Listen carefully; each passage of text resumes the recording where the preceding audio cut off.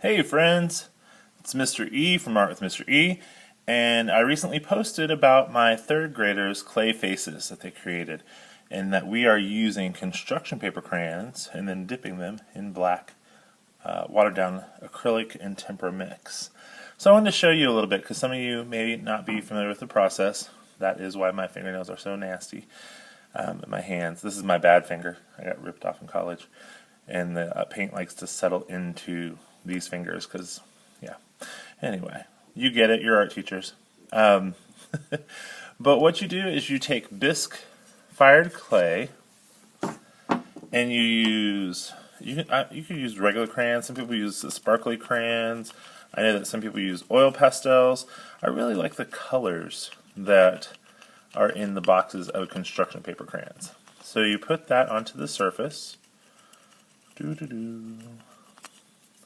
I'm not going to do the whole thing because that would take me a little bit of time. It's really not a long process. The kids do it fairly quickly. Probably within 15 minutes they can get it colored and ready to dip. So you put that on the color that you want, where you want it, and yeah, and if they're not as thorough, then there's just going to be a lot more black showing. If there's a lot of texture, the black will go into that area. But it looks cool, even if the kids aren't able to get a really great coverage on it. Now, this is my bath that I create. I use both acrylic and tempera black.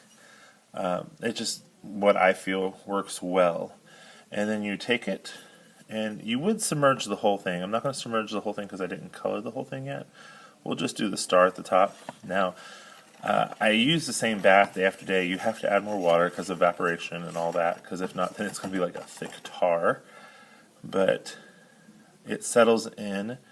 You do have to be a little bit careful because with the texture, sometimes it'll create like a little bubble, and then when it dries, you'll see the white clay shining through.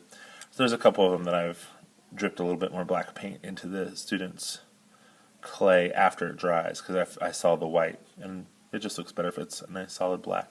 So that's what it looks like. I need to stir it more. It's more gray, and I've been getting a real nice black color. So that is how you dip it. Sometimes I leave it in for several minutes. It just depends on your time frame. I've been letting them dry, and I give them to the class the next day. This is one that I did the other day. You got to make sure that you tell the kids that if you want it to have a color, they have to color it, because if not, it's going to be that blackish grayish. But I think they look awesome, and the kids love them. It's just a fun technique. So if you don't have time to glaze or don't have the money to glaze, check this out. It might work for you in your classroom.